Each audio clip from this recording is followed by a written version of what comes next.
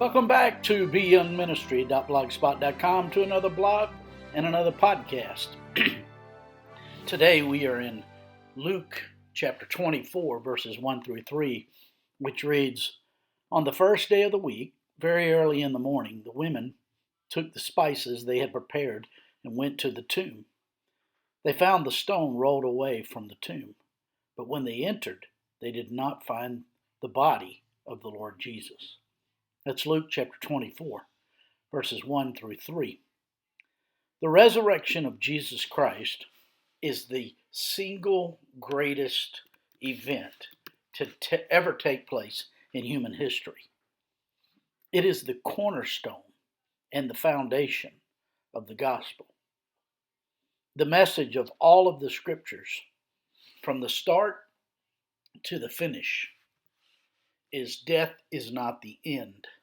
It is merely the doorway into eternity.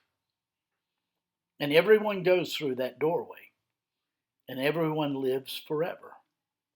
Those who reject the free gift of salvation through the Lord Jesus will spend their eternity in hell.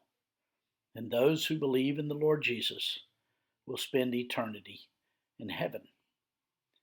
It is no surprise, then, that the first lie of the devil was that the disciples came and stole Christ's lifeless body. But it is difficult to imagine how they could have done this. To begin with, the tomb was carefully guarded, and it would have been next to impossible for the frightened apostles to overpower the soldiers, open the tomb, and secure the body. But the biggest obstacle is the fact that the apostles did not believe that he would be resurrected. Why would they steal his body and try to perpetrate a hoax? The message of the gospel rests on the death of Jesus Christ and his resurrection. The apostles were sent out as witnesses of his resurrection, and the emphasis in the book of Acts is on the resurrection of Jesus Christ. This explains why Luke climaxed his book with a report of some of the appearances of the Lord Jesus after he had raised from the dead. He first appeared to Mary Magdalene, then to the other women, and then to the two men on the way to Emmaus, and sometime later he also appeared to Peter and to his half-brother James. That evening he appeared to the apostles, but Thomas was not with them. A week later he appeared to the apostles again, especially for the sake of Thomas. He appeared to the 7 of the apostles when they were fishing at the Sea of Galilee in John 21.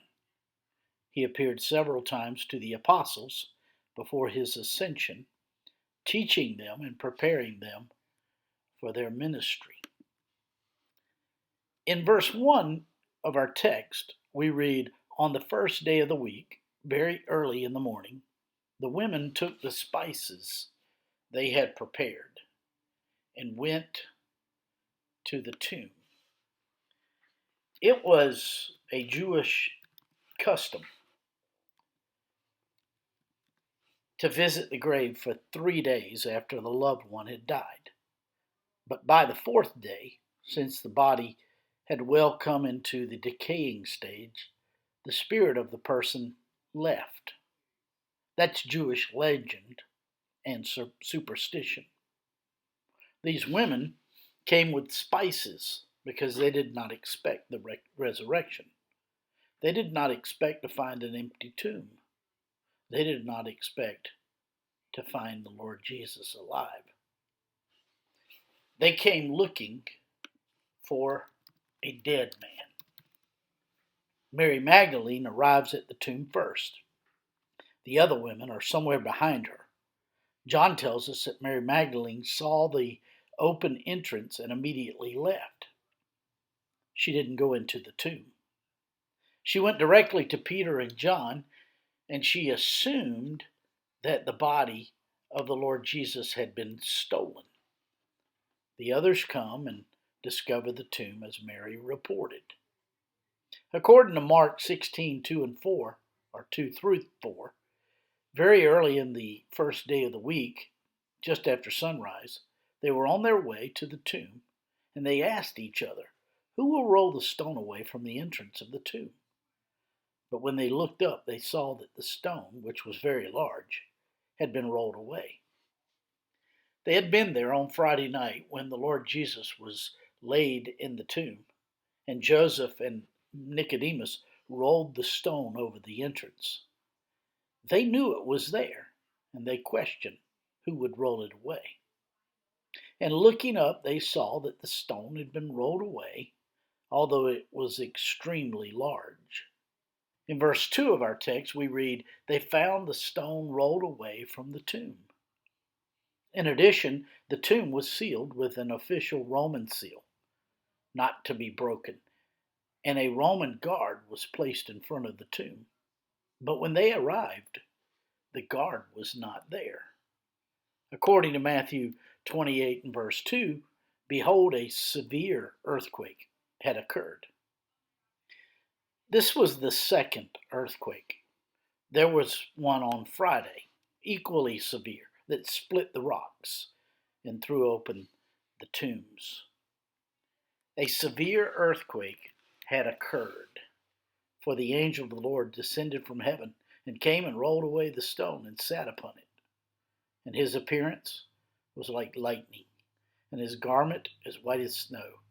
And the guards shook for fear and became like dead men. The angel did not roll the stone away to let the Lord Jesus out. He rolled the stone away to enable the people to see in.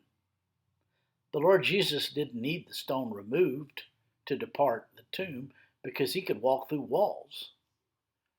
Mary Magdalene did not think for one split second of a resurrection. She assumed somebody had stolen the body of the Lord Jesus. After this, Peter and John ran to the tomb, and John arrives at the tomb first. The fact is, we have eyewitness accounts of the resurrection of the Lord Jesus with details. To the disciples, the death of the Lord Jesus was disappointing. But when it became obvious that he was risen from the dead, they realized that his resurrection changed everything. This explains why their lives were so different in the book of Acts. Only the resurrection of Christ enables us to see the genius in the cross of Christ. My friends, I trust this podcast and this blog are useful to you in your walk with the Lord. If I can be of further assistance to you, shoot me an email at beyoungministry@gmail.com. Hey, have a great day.